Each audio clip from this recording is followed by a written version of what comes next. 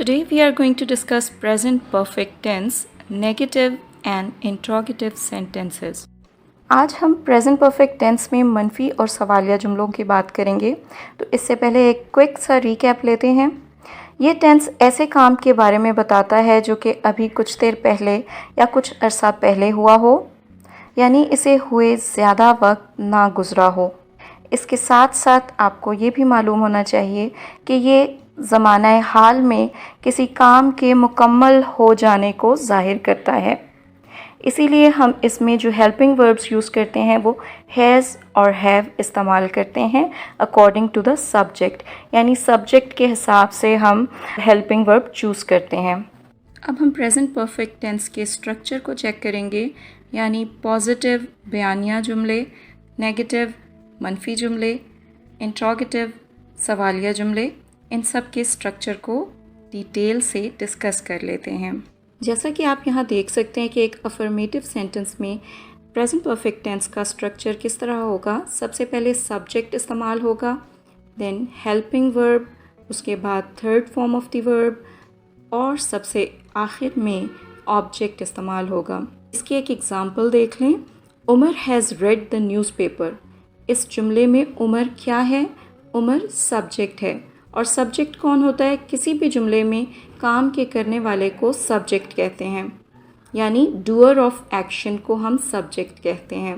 ठीक है, तो यहाँ उमर ने एक काम किया है। Umar has read the newspaper. Umar ने अखबार पढ़ लिया है।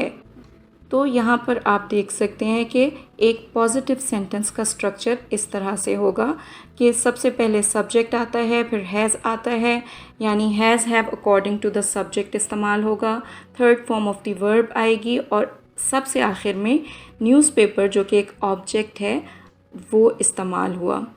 ठीक है, अगर हम नेगेटिव सेंटेंस की बात करते हैं प्रेजेंट परफेक्ट के अंदर, तो इसमें सबसे पहले सब्जेक्ट आएगा, उसके बाद हेल्पिंग वर्ब और उसके बाद नॉट इस्तेमाल होगा, then third form of the verb plus object. इसको आप थोड़ा आसान अल्फाज में अगर कहना चाहें तो आप सिंपली ये कह सकते हैं कि हेल्पिंग वर्ब के बाद नॉट इस्तेमाल होते हैं, यानी हैज़ के बाद या हैव के बाद नॉट इस्तेमाल होगा। Umar has not read the newspaper. Umar ने अखबार नहीं पढ़ा है।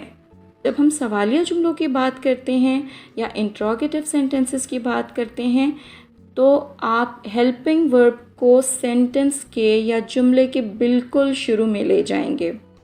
हेल्पिंग वर्ब यहाँ पर क्या है? हैज़, और इस हैज़ को आप सेंटेंस के बिल्कुल शुरू में ले जाते हैं। Has Umar read the newspaper? क्या उमर ने अखबार पढ़ लिया है? और ये क्योंकि एक सवालिया जुमला है, इंट्रोगेटिव सेंटेंस है, तो इसके आखिर में क्वेश्चन मार्क इस्तेमाल होगा, फुल स्टॉप इस्तेमाल नहीं होगा। यहाँ पर कुछ नेगेटिव सेंटेंसेस इस्तेमाल किए गए हैं और इनको इंग्लिश में ट्रांसलेट किया गया है। उसने कपड़े नहीं ख़रीदे हैं। अब उससे आप अंदाज़ा लगा सकते हैं ये कोई लड़की भी हो सकती है, कोई लड़का भी हो सकता है। तो आपने अज्यूम करना है, आप लेट्स सपोज कि वो एक लड़की है जिसकी बात हो रही है, तो हम शी का इस्तेमाल करेंगे। She has not bought the clothes, she has not bought the dresses, ये भी कह सकते हैं। तो यहाँ पर आपने हैज़ का इस्तेमाल किया और उसके बाद नॉट इस्तेमाल किया। शी जो है वो थर्ड पर्सन सिंगुलर है। इसके बाद नेक्स्ट सेंटेंस है, तुमने अभी अपना काम ख़त्म नहीं किया है। You have not finished your work yet.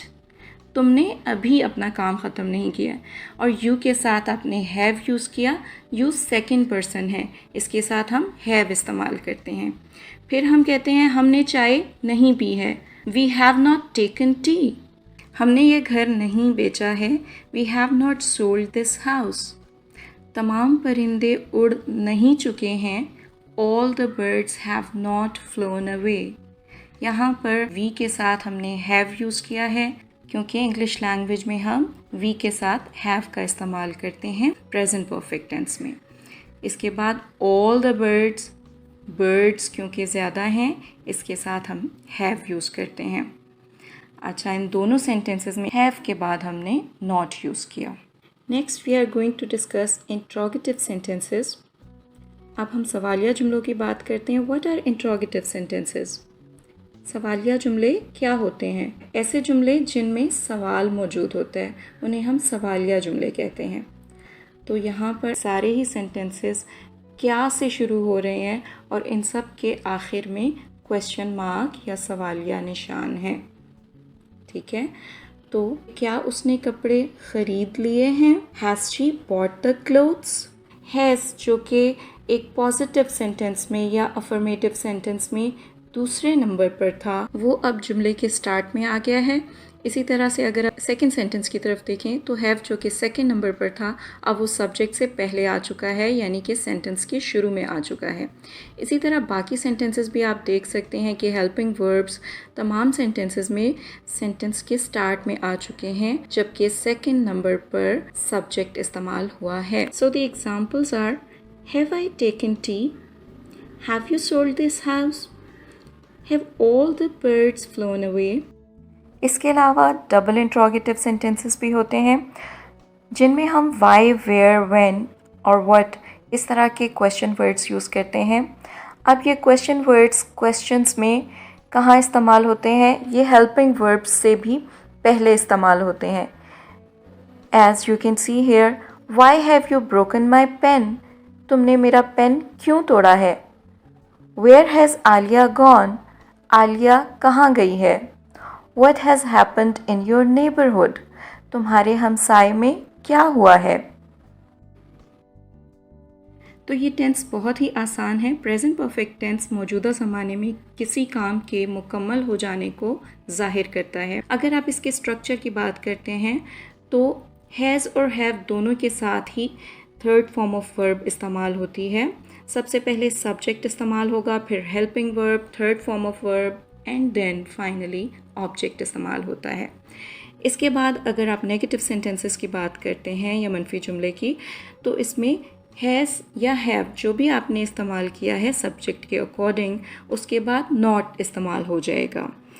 और जब आप इंट्रोगेटिव सेंटेंसेस की बात करते हैं तो हेल्पिंग वर्ब्स जुमले के स्टार्ट में इस्तेमाल होते हैं और सेकंड नंबर पर सब्जेक्ट या डूअर आ जाता है, जैसा कि यहाँ पर आप इस एग्जांपल में देख सकते हैं।